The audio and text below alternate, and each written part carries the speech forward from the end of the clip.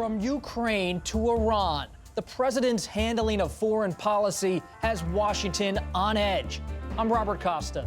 Welcome to Washington Week. Questions in a confrontation with Congress over a whistleblower complaint. What did President Trump say in a phone call with a foreign leader? I've had conversations with many leaders that are always appropriate. It's just another political hack job.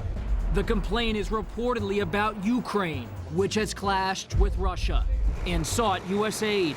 Frustrated Democrats speak out. We can't get an answer because the Department of Justice and the Director of National Intelligence will not authorize the IG to tell us.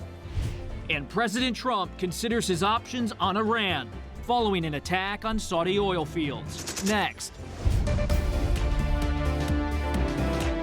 This is Washington Week.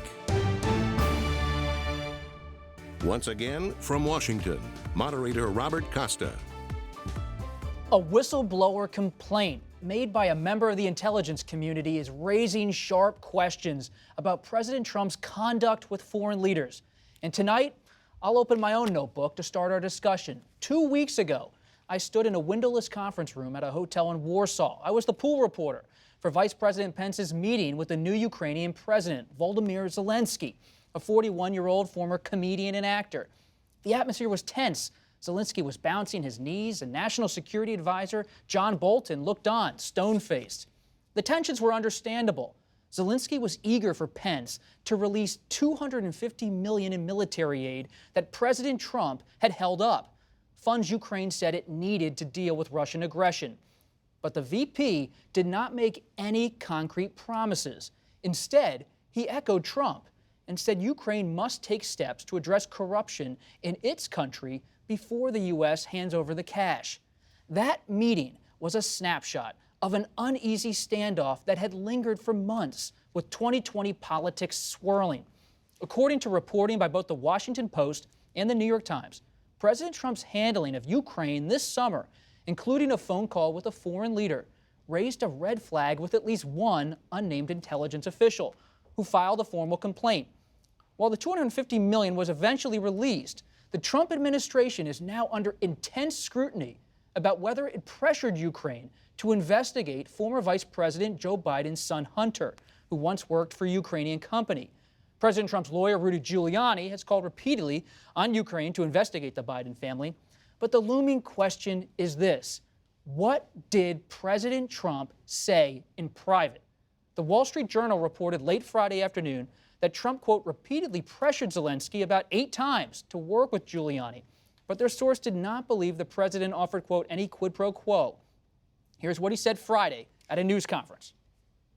It doesn't matter what I discuss, but I will say this. Somebody ought to look into Joe Biden's statement because it was disgraceful, where he talked about billions of dollars that he's not giving to a certain country unless a certain prosecutor is taken off the case.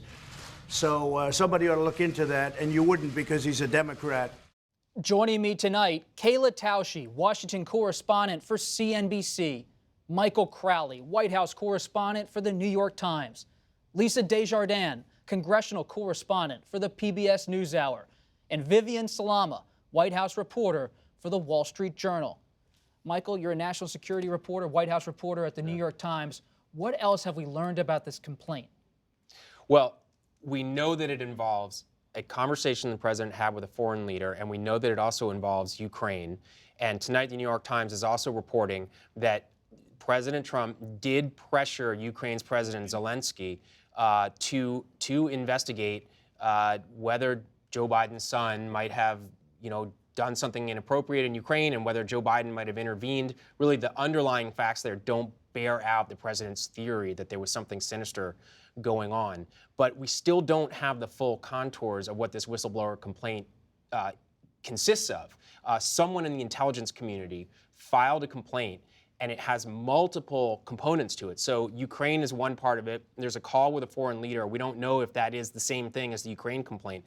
And Congress, by law, ought to be seeing this complaint by now, but is not. So another aspect of what's happening here is an assertion of executive authority by the Trump administration to keep this complaint away from Congress. So still a lot of unanswered questions, but there's a funny smell to it, that's for sure. Why does it matter that President Trump urged Ukraine to deal with corruption and potentially to investigate Joe Biden and his family? Well, it's very troubling for any leader of the United States to go and ask a foreign country for help, especially when that help involves any kind of interference with a U.S. election or any of the government process in general. And so for the president to have gone and requested to them to investigate or requested for them to get involved somehow in any kind of investigation that would involve his potential rival in the 2020 election, that could be a serious incident that would raise a lot of hair on Capitol Hill and potentially start,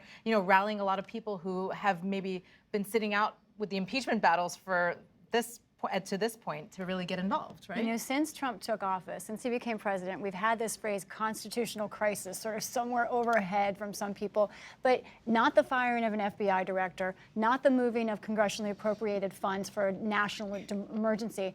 That hasn't done it. But this, honestly, Robert, it seems on Capitol Hill there's a sense that this is in a no man's zone in the law because it's complicated, but essentially, while the law says that this kind of complaint shall be submitted to the intelligence committees, it says that the Director of National Intelligence is supposed to do that, but there's not a clarity in the law if the Director of National Intelligence thinks that it's inappropriate. So it's a real jump ball. I think this is headed to courts, and it could be very complicated. Well, just the fact that there was even a whistleblower complaint filed formally about this call. I spoke to an official who frequently has access to these calls, and he said that, there's been some sort of desensitization over the first 2.5 years of the Trump presidency. We remember in the beginning, in the dawn of the presidency, a lot of these transcripts were leaked. There was some shock value about the casualty with which the president was conducting himself on some of these calls. That went away over time as people got to know his style a little bit more. But this official said the fact that there even was a complaint when the Wall Street Journal reported that he mentioned this investigation 8 times, that it would have to be something that glaring to lead an official to actually raise their hand and say, I'm going to go to the Inspector General about this. And the key question here is, President Trump, was he seeking a quid pro quo or not? Was he using his executive power in an improper way? Exactly. Now, I'm not sure you have to demonstrate there was a quid pro quo to feel that what the president was doing was inappropriate. So one possibility is the president is hectoring and haranguing the leader of a foreign country to conduct an investigation that could damage one of the president's political opponents. And that in and of itself seems like it crosses a line, seems inappropriate. Would that be considered election interference? I think it could be. Joe Biden is a Democratic candidate. If Ukraine were to come up with information that hurt his candidacy, why not? I mean, absolutely, it would have a real impact on the race if something were to come out.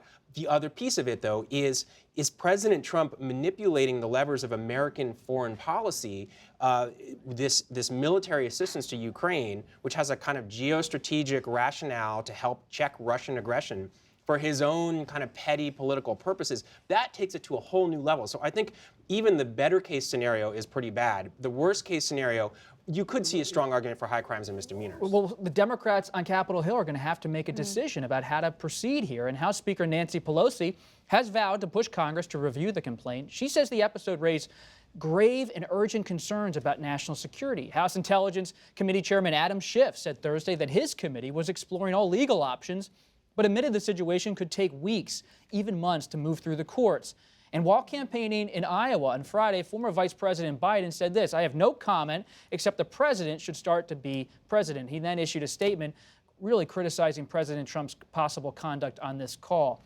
What kind of strain does this cause with Congress? You already have a White House on the brink of a major confrontation on a range of issues.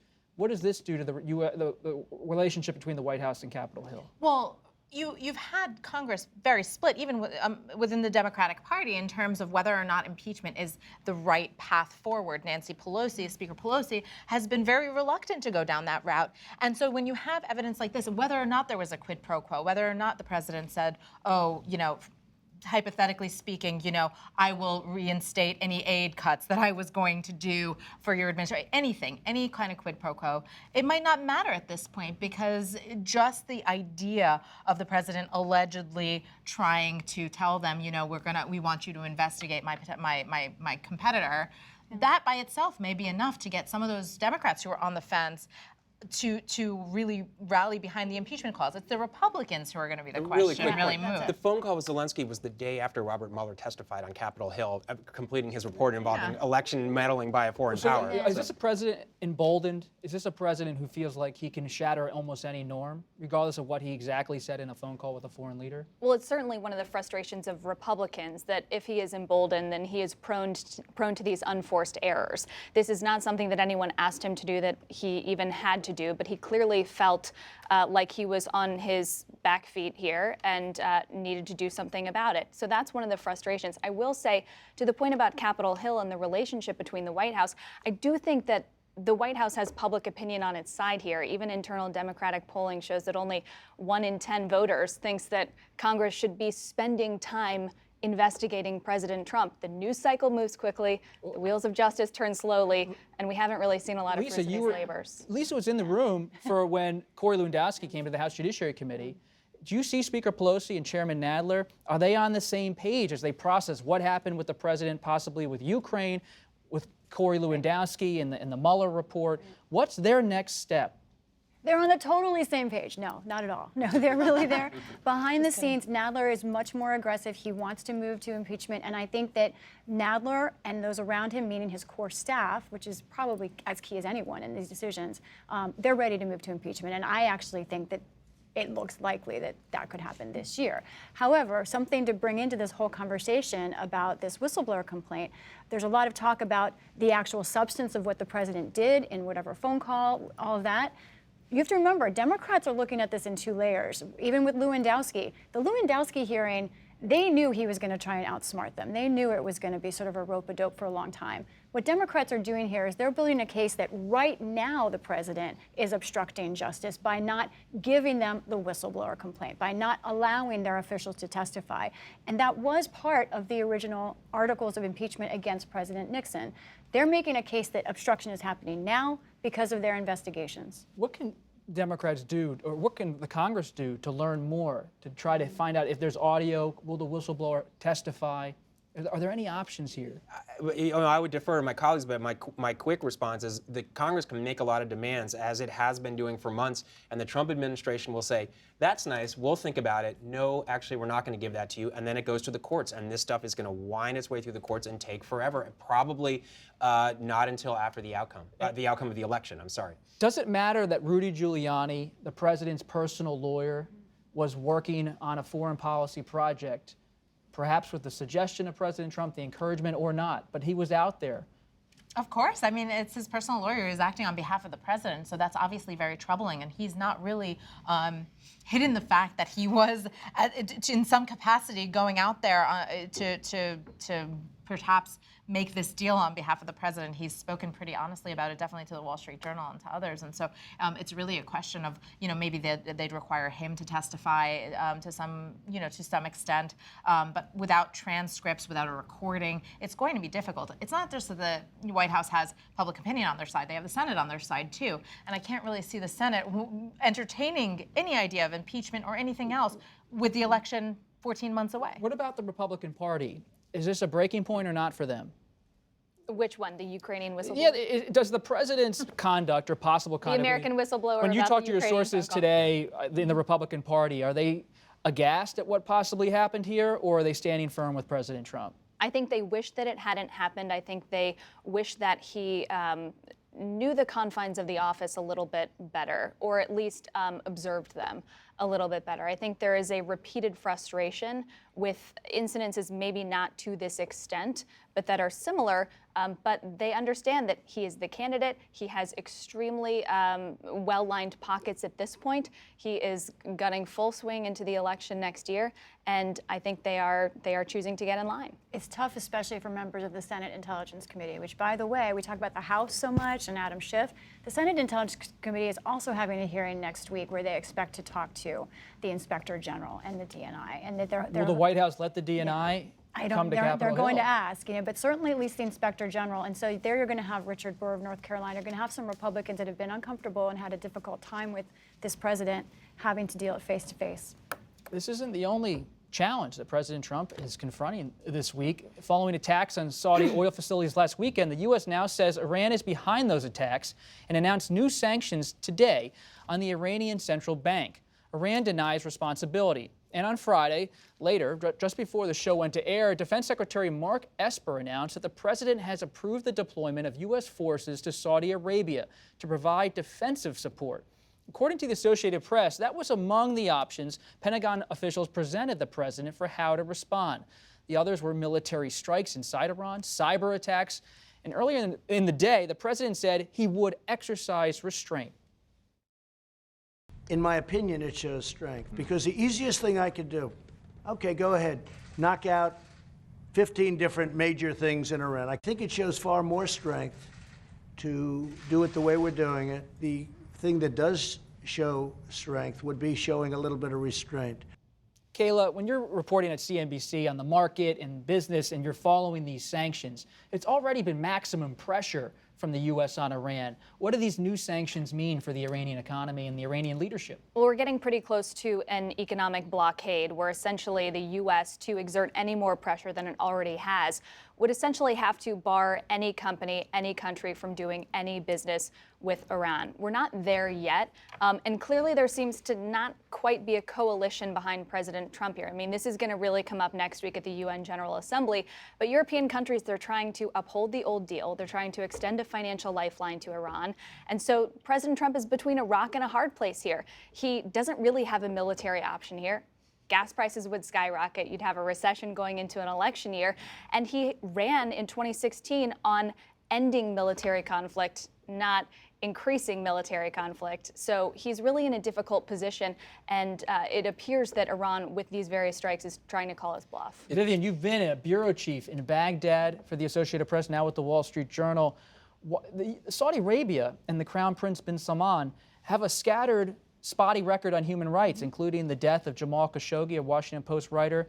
Why is the U.S. so aligned with Saudi Arabia despite that human rights record? Well, money. Just to put it brief, I mean, that's the brief explanation behind it. And President Trump said it very bluntly this week. He said the Saudis pay cash. That is literally how he looks at it, where he says, listen, we can overlook some of that human rights stuff and other things because at the end of the day, they're going to buy American products. They're going to keep jobs flowing. They're going to pump money into our economy. And that to us is okay. And that's going to be our priority. And so even as all of this stuff was going on, he was saying the Saudis pay cash. We need to stay connected with them.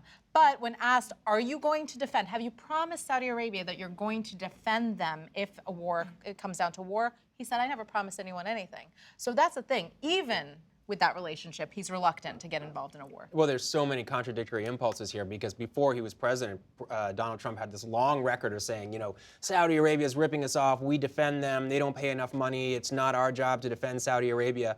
Now he sees that we do a lot of business with Saudi Arabia. You know, he's got good relationships. His son Jared Kushner is very close to the Crown Prince.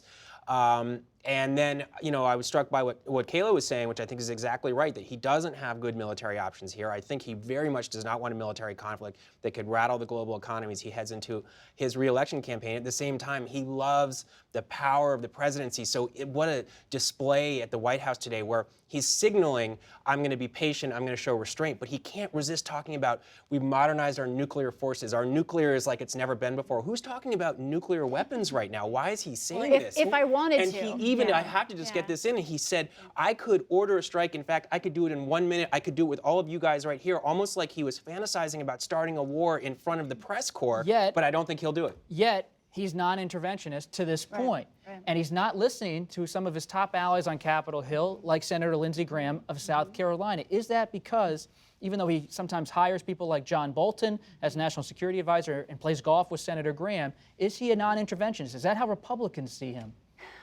I think so far he has shown himself in action to be more of a non-interventionist, but I think Republicans don't know the answer to that. And the other person that he talks to a lot and plays golf with is Rand Paul, who is decidedly a non-interventionist. So he sort of has these two voices, one on either shoulder all the time. This was a night where Rand Paul, I think, came out more with what he wants. But it's really interesting in this whole Saudi Arabia area. It's fascinating to me because this is the area where the president has the greatest divide with Republicans in Congress. They do not trust Saudi Arabia. They do not want us involved in Yemen. The president has pushed forward. They voted 4 times to try and override his Saudi Arabia policy. His veto power allows it to continue. So it's a very precarious area for him politically. What has this done, this whole, the U.S. is on the brink of war with Iran, meant for the oil markets and the global economy this week? Has that been a factor for the administration as they thought through this decision tonight? Sure. When you see major correspondents for the nightly newscasts on Monday night standing outside of gas stations talking about skyrocketing prices for U.S. consumers, I mean, that's exactly the scenario that the president wants to avoid. He's talked about energy deregulation, how prices are getting lower for people.